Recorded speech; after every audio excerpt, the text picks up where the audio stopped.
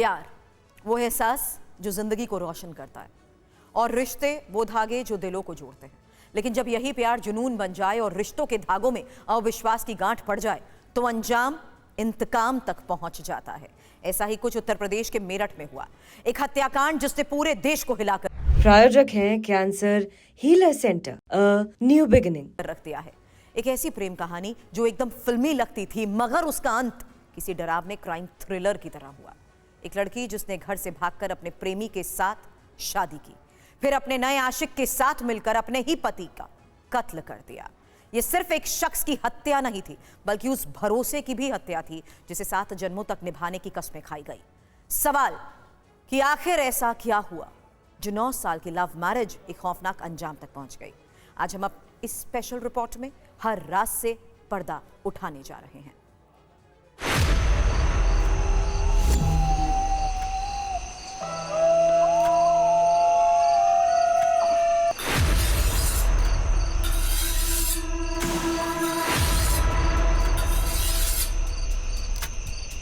भैया आप ना मुझे केक लेके आप केक ले आना कहीं से भी, और कॉल मत करना।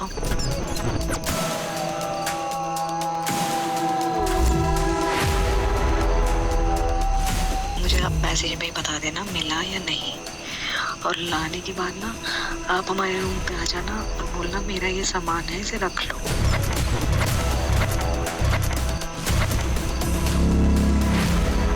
भैया आप अभी थोड़ी देर बाद ही ला देना। कोई सा भी केक ले आना और उस पर लिखवा देना हैप्पी बर्थडे बाबा बाबा बाबा बाबा बाबा। रात का तीसरा पहर शुरू हो चुका था। सड़क सुनसान थी, सन्नाटे की चादर तनी थी। रात की इस खामोशी को जुगनुओं की आवाज भेद रही थी।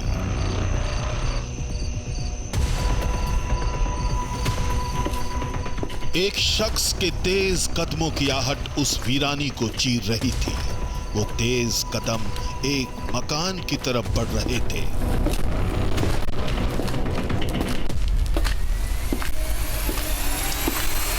इस शख्स को वो करना था जिसके सामने आने के बाद पूरी दुनिया सन हो जाने वाली थी। दरअसल मोहब्बत पर भरोसे का मर्डर होना था। रात 1 बजे ब्रह्मपुरी मेरठ।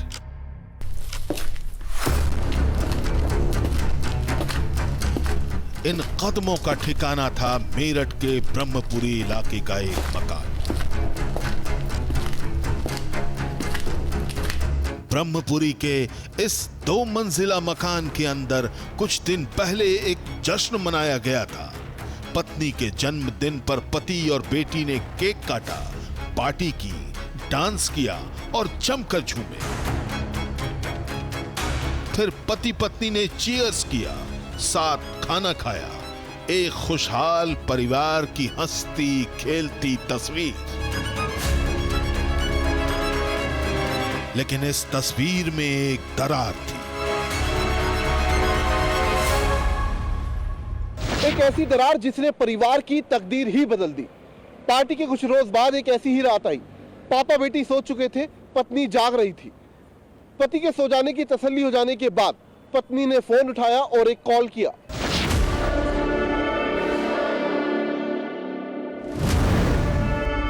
कॉल के कुछ देर बाद रात 1 बजे के करीब एक शख्स मकान की तरफ बढ़ा। लोहे का गेट खुला।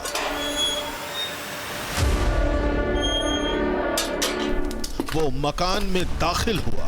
इसके बाद जो कुछ हुआ वो रिश्तों के कत्ल की रोंगटे खड़े कर देने वाली कहानी बन गई।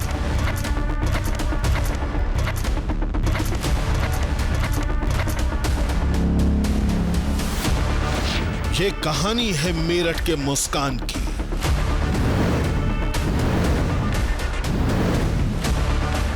ये कहानी है मोहब्बत के मर्डर की।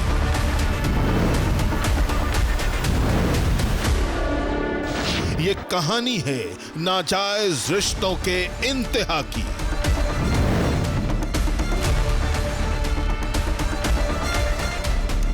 ये कहानी है मुस्कान साहिल की दरिंदगी की।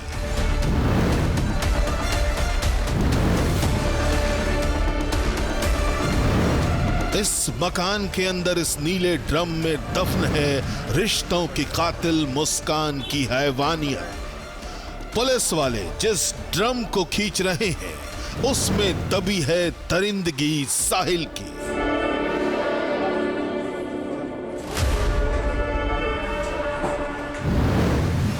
और जिस ड्रम को 7-8 पुलिस वाले घसीट कर बाहर निकाल रहे हैं उसमें सीमेंट के नीचे छिपा है सरप्राइज, सौरभ की जिंदगी के निर्मम सच का।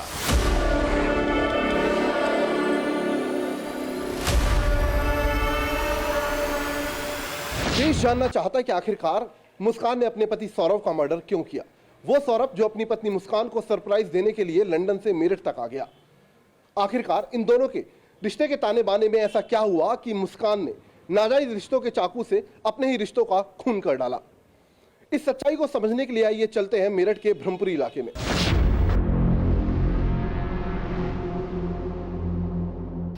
मेरठ के ब्रह्मपुरी इलाके के इस मकान में रहता था साहिल। अब जरा इस मकान की दीवारों पर उकेरी तस्वीरों पर गौर फरमाइए। हाथों में सिगरेट और उड़ता धुआं यानी कश, वो भी गांजे का।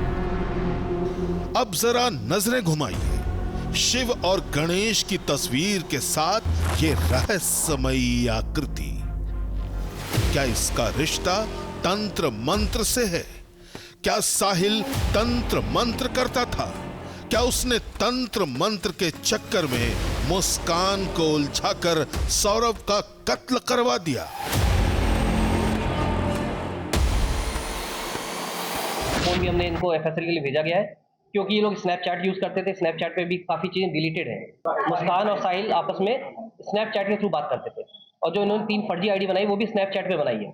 उसको वेरीफाई किया जा रहा है। जो ग्रुप था इनका व्हाट्सएप ग्रुप जिसके माध्यम से साहिल से जुड़े थे उसको वेरीफाई किया जा रहा है। सारी चीजें विवेचना का पार्ट है। सौरभ मर्डर केस में तंत्र मंत्र बस एक जरिया है। इसके सहारे मुस्कान ने सौरभ को अपनी जिंदगी से हमेशा के लिए डिलीट कर दिया। इस सनसनीखेज वारदात में सौरभ और मुस्कान दोनों बराबर के हिस्सेदार हैं। ये वारदात जुनून का एक नतीजा है। जुनून कैसा? तो इसकी शुरुआत मेरठ की इस जगह से होती है। ये वो रास्ता है जहां बरसों बाद मुस्कान और साहिल की मुलाकात हुई और फिर दोनों की जिंदगी ने एक नया मोड़ ले लिया। यहां मुस्कान अपनी बेटी को प्ले स्कूल छोड़ने और लेने आती जाती थी। इस दौरान एक दिन उसकी मुलाकात अपने स्कूल के साथी साहिल से हुई। साहिल और मुस्कान ने 8वीं क्लास तक एक साथ पढ़ाई की थी। दोनों मिले, बातचीत शुरू हुई। धीरे धीरे बातचीत प्यार में बदला और फिर दोनों एक दूजे के होने के लिए कातिल बनने की हद तक पहुंच गए। इस मेल में खेल आत्मा और परमात्मा का हुआ।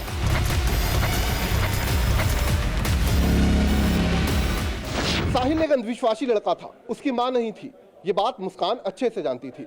लिहाजा मुस्कान ने स्नैपचैट पर 2 अकाउंट खोले, एक साहिल का, दूसरा अपने भाई के मोबाइल नंबर से साहिल की मरी हुई मां के नाम पर। साहिल की मरी हुई मां के नाम पर बाकायदा साहिल से मुस्कान चैट करती और उसको मैसेज करती कि साहिल एक अच्छा लड़का है, तू उसके साथ खुश रहेगी। ये साहिल और मुस्कान के मिलन की वर्चुअल दुनिया थी। साहिल की तस्वीरें देखिए, ललाट पर तिलक और माथे पर जटा। वो खुद को शिव भक्त कहता था।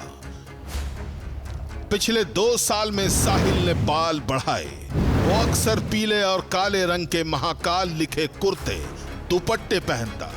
इसके अलावा उसने अपने हाथों पर श्रीयंत्र, महाकाल, शंकर की अलग अलग तस्वीरों के कई टैटू बनवाए। कोई उससे ज्यादा बात नहीं करता, लेकिन इसके साथ उसे ड्रग्स का भी शौक था। कहते हैं कि वो गांजे के कश लेने का शौकीन था। गांजे की लत उसने मुस्कान को भी लगाई। दोनों मिलते तो कश में लुफ्त उठाते। इसके अलावा साहिल को शराब की लत भी थी। वो इस कदर कि हर रोज वो 2 से 3 बोतल शराब पी जाता। मुस्कान को भी उसी ने शराब की लत लगवाई और फिर इस हमजोली में दोनों के रिश्तों में वर्चुअल दुनिया का रास्ता खुला, जहां तंत्र मंत्र की बातों के पीछे असल मकसद कुछ और था। यहाँ से कमरा खाली कर दो, हम काम करवाएंगे। फिर वो जो उन्होंने सीमेंटेड वगैरह ड्रम वगैरह था उसको भर रखा था। उसके बाद वो लोग लेके जा रहे थे तो उनसे मजदूरों से उठा नहीं। वो कहने लगे ये इसमें क्या भर रखा, वो कहने लगे कबाड़ भर रखा। तो वो कह रहा ऐसा कैसा कबाड़ है भाई, कबाड़ होता तो घर का ही तो होएगा। तो वो उठा नहीं उनसे। और वो ढक्कन जैसे खोला उन्होंने, जैसे खुल गया अचानक से, तो उसके अंदर जो एकदम वो होती है हवा ले गया, वो ड्रम हवा ले गया। तो उसकी लाश की बदबू आई इनको। फिर वो दौड़े दौड़े चौकी में फ़ोन करा उन्होंने, चौकी से पुलिस आई। इतने में ये अपनी माँ के घर पहुँच चुकी थी। साहिल और मुस्कान का असल मकसद था अपनी मोहब्बत को अंजाम तक पहुंचाना, और यही वजह है कि मुस्कान साहिल को अपने मायाजाल में फंसा रही थी। मुस्कान ने साहिल के दिमाग में भरा कि उसकी माँ चाहती है कि दोनों एक हो जाएं, और यही वजह है कि साहिल मुस्कान से और ज्यादा प्यार करने लगा। शायद मां वाली बात और अंधविश्वास का असर था कि अब साहिल मुस्कान से शादी करने के लिए बेकरार हो गया। मुस्कान की भी यही दिली तमन्ना थी। इसके लिए जरूरी था सौरभ को रास्ते से हटाना।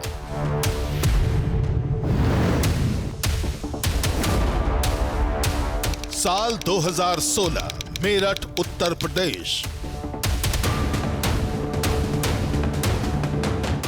प्यार, शादी और फिर धोखे की इस सनसनीखेज कहानी की शुरुआत साल 2016 में हुई।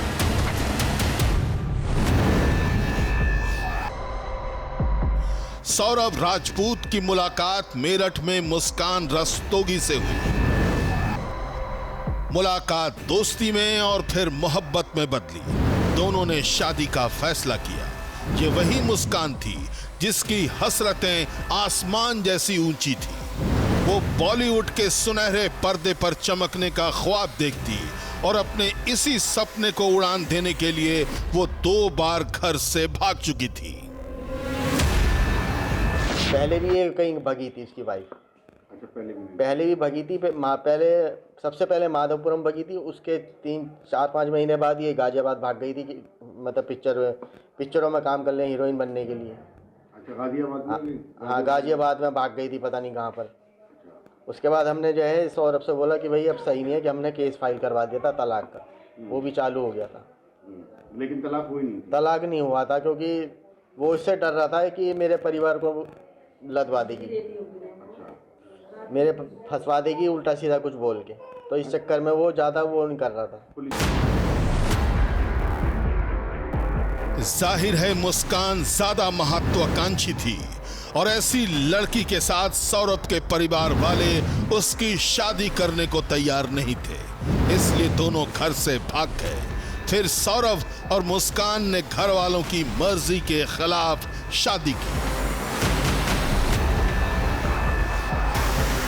उस लड़की का पहले से ही अफेयर था। वो अपने घर से पहले ही एक बार भाग चुकी थी और 5 दिन से गायब थी।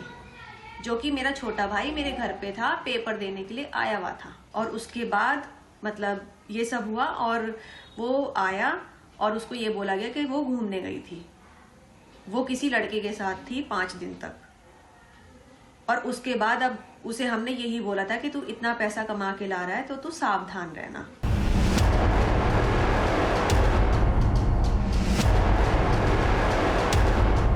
रिश्तों के इस मुकाम के लिए सौरभ को उसके परिवार ने करोड़ों की दौलत से बेदखल कर दिया।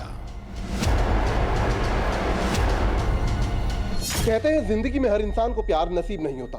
सौरभ के साथ भी कुछ ऐसा ही हुआ। साल 2016 में सौरभ ने कहकर शादी की थी कि वो मर्चेंट नेवी में है और लंदन में पोस्टेड है। बतौर मुस्कान सौरभ ने झूठ बोला था। मुस्कान ने बताया कि सौरभ दरअसल लंदन में एक बेकरी के अंदर काम करता था और उसकी जो मालिया हालत थी वो भी ठीक नहीं थी। रिश्तों के धूप छांव के बीच सौरभ और मुस्कान को शादी के बाद बेटी हुई।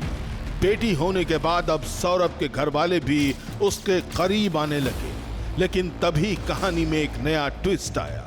सौरभ ज्यादातर लंदन में रहता और मुस्कान अकेली अपनी बेटी के साथ किराए के घर में। इसी दौरान मुस्कान उसी मोहल्ले में रहने वाले साहिल शुक्ला से टकरा गई।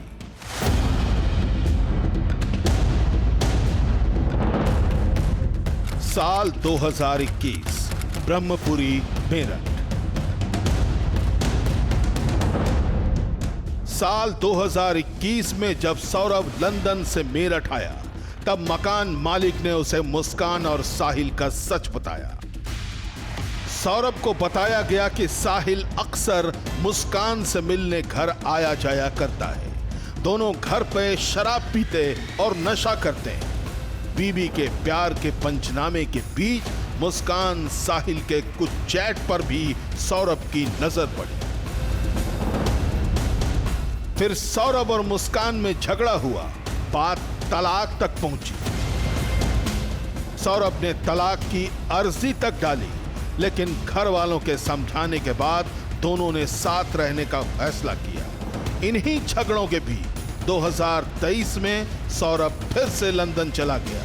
अब मुस्कान और साहिल आजाद थे। साहिल और मुस्कान को किसने हैवान बनाया?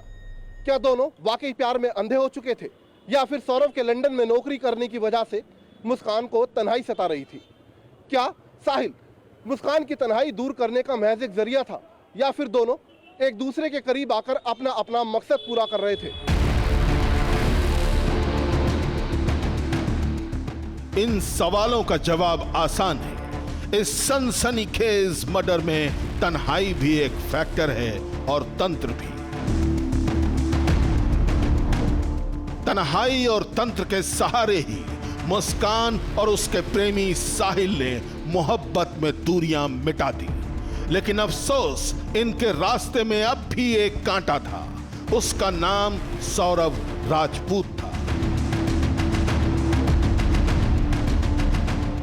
फिर एक दिन पूरे 2 साल बाद फरवरी 2025 में यह आजादी खत्म होने के करीब आ गई। सौरभ 24 फरवरी को लंदन से 2 साल बाद मेरठ अपने घर लौट रहा था।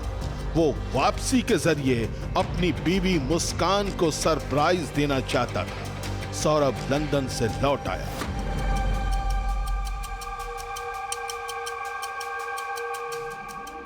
पच्चीस फरवरी को मुस्कान का बर्थडे था। वो उसका बर्थडे मनाने के लिए आ रहा था, लेकिन इधर मुस्कान कुछ और ही प्लान करके बैठी थी। उसका इरादा ठीक बर्थडे वाले दिन यानी 25 फरवरी को ही सौरभ को मार डालने का था, मगर ऐसा हो न सका। 25 फरवरी वाली प्लानिंग फेल हो गई और सौरभ बच गया। लेकिन मुस्कान और साहिल अगली प्लानिंग में जुट गए। मुस्कान की बेटी का एग्जाम चल रहा था। 3 मार्च को एग्जाम खत्म होते ही मुस्कान ने अपनी बेटी को अपनी मां के घर भेज दिया। अब तक मुस्कान के दिमाग में ये जहर भरा जा चुका था। उसका पति न साथ रहने देगा और न नशा करने। 3 और 4 मार्च की दरमियानी रात साहिल और मुस्कान ने सौरभ का बड़ी ही बेरहमी से कत्ल कर दिया। यह कत्ल कैसे हुआ, यह जानना आपके लिए बेहद जरूरी है। लेकिन आपको यह भी जानना चाहिए कि दरअसल साहिल और मुस्कान कई महीनों से लगातार सौरभ को ठिकाने लगाने की साजिश तैयार कर रहे थे। पिछले साल नवंबर महीने में भी दोनों ने सौरभ के कत्ल की प्लानिंग तैयार की थी। नवंबर में मुस्कान ने अपने दोस्तों से पूजा करने के बाद पूजा का सामान दबाने के लिए एक जगह के बारे में पूछा। दरअसल मुस्कान पूजा के सामान को दबाने की जगह नहीं, बल्कि अपने पति सौरभ को उसका कत्ल करने के बाद जमीन में गाड़ने के लिए जगह पूछ रही थी।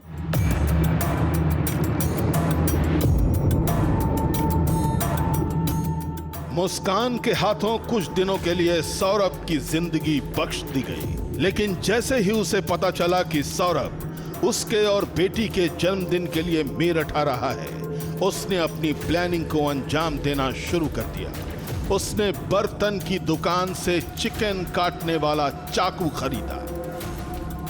इसके अलावा मुस्कान और साहिल डॉक्टर के पास गए, एंजाइटी की शिकायत की, पर्ची पर दवा लिखवाई जिसमें नींद की गोली भी शामिल थी। मुस्कान उसे मेडिकल शॉप से खरीद कर लाई।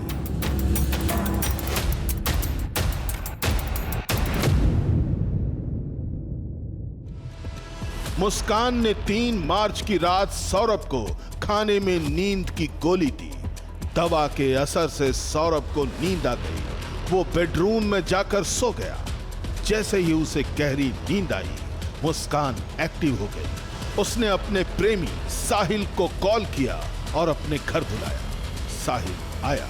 मुस्कान के दिल में नाजायज मोहब्बत का ऐसा जुनून था कि उसने चिकन काटने वाले चाकू से सौरभ के सीने को छलनी कर दिया।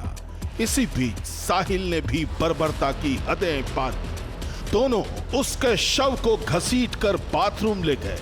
वहां साहिल ने सौरभ के शरीर के 4 टुकड़े कर दिए, सर धड़ से अलग कर दिया, दोनों हाथ काट दिए।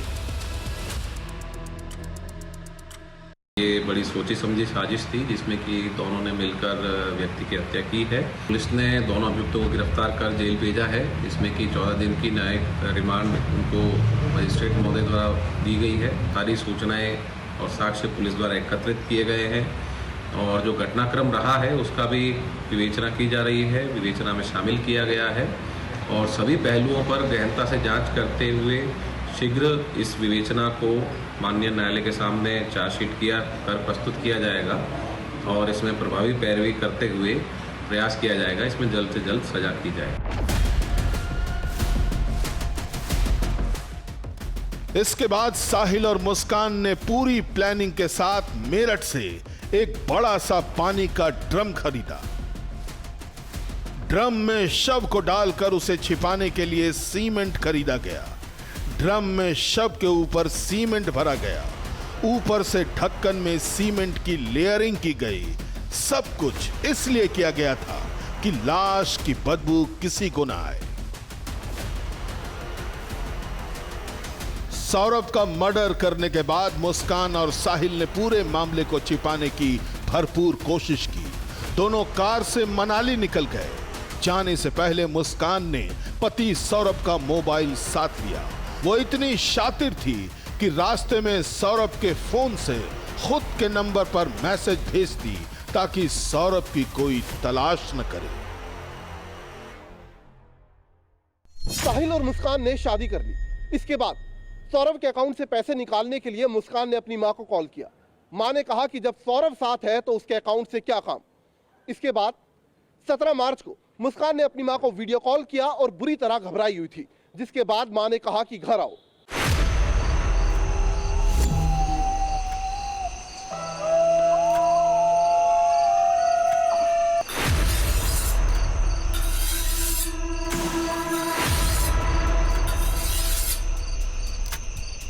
भैया आप ना मुझे केक लेके आप केक ले आना कहीं से भी और कॉल मत करना।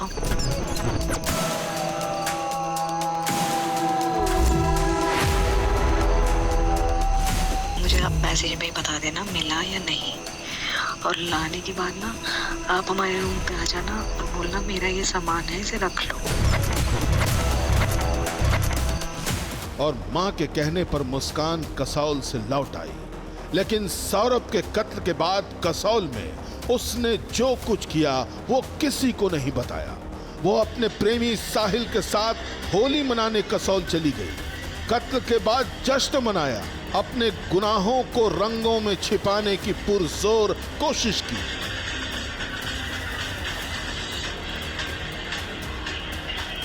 जिन हाथों से मुस्कान ने सौरभ के सीने में चाकू घोंपा, उन्हीं हाथों से अपने प्रेमी के गालों पर रंग लगाया। लेकिन चेहरे पर न कोई शिकन, आंखों में न कोई पछतावा और न ही कानून का डर।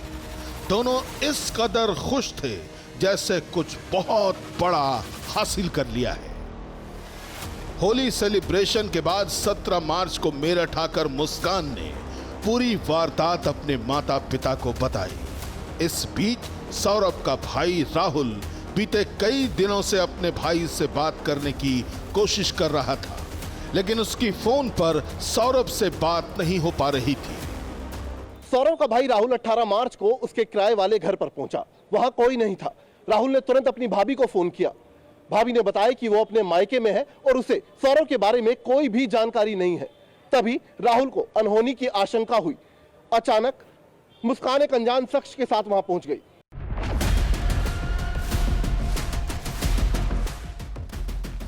कहते हैं कि राहुल ने अपने भाई की जानकारी के अलावा अनजान शख्स के बारे में मुस्कान से पूछा। मुस्कान सही जवाब नहीं दे पाई। इसके बाद राहुल घर के भीतर गया। उसे तेज बदबू महसूस हुई और इसके साथ मुस्कान और साहिल की दरिंदगी और हैवानियत का किस्सा सरेआम हो गया। पुलिस ने साहिल और मुस्कान को गिरफ्तार कर जेल भेज दिया है। सवाल बस इतना है कि क्या अपने प्यार को प्रवास देने के लिए साहिल और मुस्कान ने सौरभ को रास्ते से हटा दिया? क्या ये इन दोनों का ही मर्डर प्लान था या फिर असल मास्टरमाइंड अभी भी पर्दे के पीछे है? मेरठ पुलिस जरूर इस एंगल पर भी मामले की तफ्तीश आगे कर रही होगी, क्योंकि अभी कुछ किरदार ऐसे हैं जो पर्दे के सामने तो हैं, लेकिन उनकी सच्चाई से पर्दा उठना बाकी है। शक के घेरे में वो सब लोग हैं जो इस खौफनाक कहानी का हिस्सा हैं। सवाल ये भी है कि क्या नशे की गिरफ्त और इश्क के जुनून में अंधे दो प्रेमी किसी के मर्डर की इतनी सटीक प्लानिंग कर सकते हैं? क्या इतने खौफनाक कत्ल को परफेक्ट क्राइम की तरह अंजाम देना सिर्फ मुस्कान और साहिल के बस की बात थी? आपका कहना है कि साहिल इस मर्डर में शामिल नहीं है? कोई अगर किसी को मर्डर करेगा, ठीक है, तो वो अपने घर में छोड़ के चला जाएगा घूमने। ऐसा कोई, अगर मैं भी किसी को मार दूं तो मैं अपने घर में छोड़ के चला जाऊंगा? ये बताओ। दंडे पड़ते हैं, हर आदमी कबूल लेता है, ठीक है, पुलिस के दंडे पड़ते हैं ना जी। जिसने नहीं किया होगा वो भी कबूल लेगा।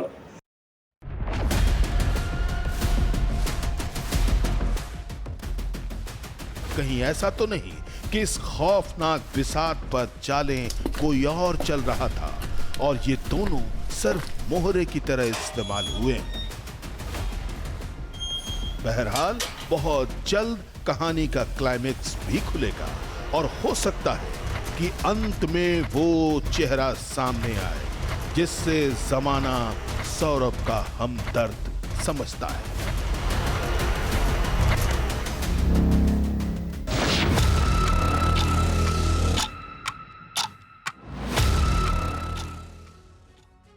प्रायोजक हैं cancer healer centre, a new beginning.